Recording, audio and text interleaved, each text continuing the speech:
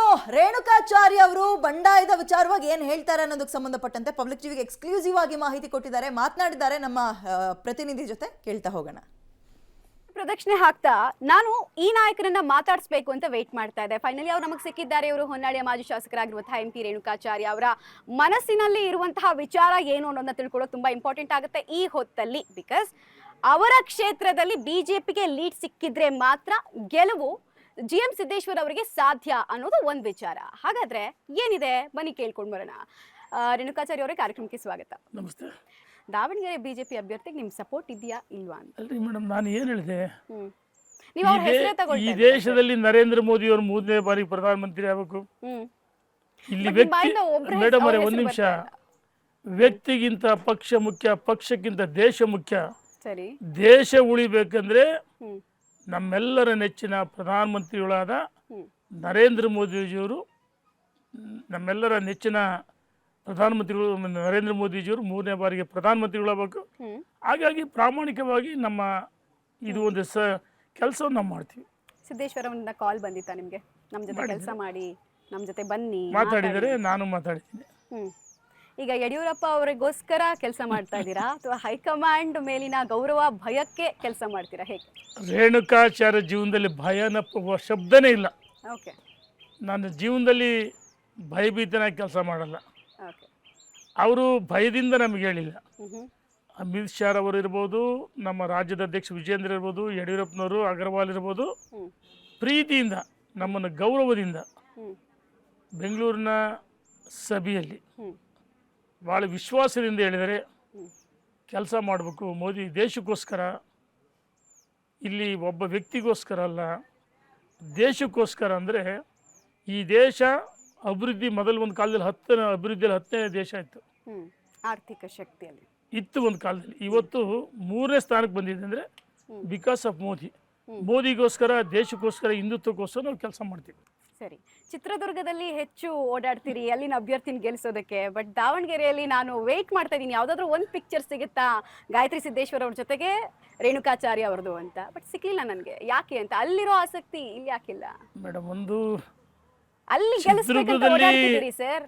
ಅಲ್ಲಿ ಓಡಾಟ ಮಾಡಿ ದೊಡ್ಡವನಲ್ಲ ನಾನು, ಅಲ್ಲಿ ಓಡಾಟ ಒಬ್ಬ ಸಾಮಾನ್ಯ ಕಾರ್ಯಕರ್ತ, ಒಬ್ಬ ಸಾಮಾನ್ಯರಲ್ಲಿ ಸಾಮಾನ್ಯ ಕಾರ್ಯಕರ್ತ.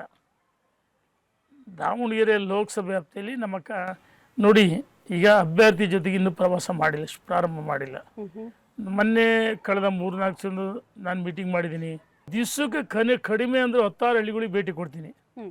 ಏನು ಮೋದಿ ಮತ್ತು ಕೇವಲ ಅಭ್ಯರ್ಥಿ ಜೊತೆಗೆ ಹೋದರೆ ಪ್ರಚಾರ ಅಲ್ಲ.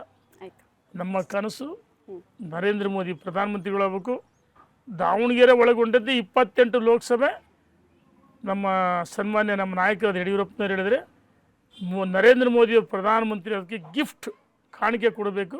ಆ ನಿಟ್ಟಿನಲ್ಲಿ ನಾವು ಕೆಲಸ ಮಾಡ್ತೀವಿ. ಬಂಡಾಯದ ಬಾವುಟ ಮಡ್ಚಿಟ್ಟಿದ್ದೀರಾ ಹಾಗಾದ್ರೆ?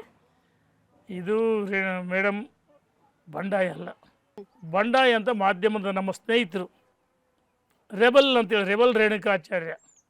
ರೆಬಲ್ನಲ್ಲಿ ಭಾಳಷ್ಟು ಅರ್ಥಗಳಿದೆ. ತಪ್ಪುಗಳಾದಾಗ, ಅನ್ಯಾಯವಾದಾಗ ಸಿಡಿದು ಹೇಳುವುದು ನನ್ನ ಗುರಿ. ಹಾಗಾಗಿ ಮಾಧ್ಯಮ ಸ್ನೇಹಿತರು ರೆಬಲ್ ಅನ್ರಿ, ಆದರೆ ಬಂಡಾಯ, ಭಿನ್ನಮತೀಯ, ದಯಮಾಡಿ ಆ ಒಂದು ಪದ ನಮ್ಮ ಜೀವನದಲ್ಲಿಲ್ಲ. ಪ್ರಾರಂಭದಲ್ಲಿ ನಾನು ಅಭ್ಯರ್ಥಿ ಆಗಬೇಕಂದ್ರೆ ಕನಸು ಕಂಡಿದ್ದೆ. ಭಾಳಷ್ಟು ಜನ ಕಾರ್ಯಕರ್ತರ ಮುಖಂಡರ ಅಪೇಕ್ಷೆ ಇತ್ತು. ಪ್ರಜಾತಂತ್ರ ವ್ಯವಸ್ಥೆಯಲ್ಲಿ ಅಭ್ಯರ್ಥಿಗಳಕ್ಕೆ ಪ್ರತಿಯೊಬ್ಬರು ಹಕ್ಕಿದೆ, ರೈಟ್ಸ್ ಇದೆ. ನಾವು ರವಿಕುಮಾರಿ ಕೊಡ್ರಿ ಅಂತ ಕೇಳಿದ್ವಿ. ಎಲ್ಲ ಒಂದು ಕಡೆ ನಾಯಕರು ನೋಡೋಣ ಅಂತ ಹೇಳಿದ್ರು, ಅವಕಾಶಗಳು ಸಿಗಲಿಲ್ಲ. ಅವಕಾಶಗಳು ಸಿಗದೇ ಇದ್ರು ನಮ್ಮೆಲ್ಲ ಎಷ್ಟೇ ಮನಸ್ಸಲ್ಲಿ ನೋವುಗಳಿದ್ರು ಅವನ್ನೆಲ್ಲ ಬದಿಗಿಟ್ಟು ನರೇಂದ್ರ ಮೋದಿಯವರು ಪ್ರಧಾನಮಂತ್ರಿ ಆಗಬೇಕು. ಅದಕ್ಕೋಸ್ಕರ ನಾವೆಲ್ಲ ಒಟ್ಟಾಗಿ ಒಂದಾಗಿ ಕೆಲಸ ಮಾಡ್ತೀವಿ. ಗಾಯತ್ರಿ ಸಿದ್ದೇಶ್ವರ್ ಅವ್ರನ್ನ ಎಷ್ಟು ಲೀಡಲ್ಲಿ ಗೆಲ್ಲಿಸ್ತೀರಿ ಹಾಗಾದ್ರೆ? ನಾವೆಲ್ಲ ಕಾರ್ಯಕರ್ತರು ಒಟ್ಟಾಗಿ ತಂಡವಾಗಿ ಕೆಲಸ ಮಾಡ್ತೀವಿ. Margin ಹೇಳಲ್ವಾ sir? ಯೂಶಲಿ ಅಲ್ಲ, ದೊಡ್ಡ ಸಂಖ್ಯೆಯಲ್ಲಿ ಹಿಂದಿನ ಚುನಾವಣೆಯಲ್ಲೆಲ್ಲ ಹೇಳ್ತಾ ಇದ್ರಿ 2 ಲಕ್ಷ 1 ಲಕ್ಷ ಅಂದ್ರೆ ಅವ್ರಿಗಲ್ಲ. ವಿಧಾನಸಭಾ ಚುನಾವಣೆಯಲ್ಲಿ ಬೇರೆ ಅಭ್ಯರ್ಥಿಗಳ ಪರ ಕ್ಯಾಂಪೇನ್ ಮಾಡಬೇಕಾದ್ರೆ ಇವ್ರನ್ನ ಇಷ್ಟು ಲೀಡಲ್ಲಿ ಗೆಲ್ಲಿಸ್ತೀವಿ. ಹೌದು, ನಾವು ಇವತ್ತು ದೊಡ್ಡ ಹಂತದಲ್ಲಿ ನಾವು ಗೆಲ್ಲಿಸ್ಕೊಡ್ತೀವಿ.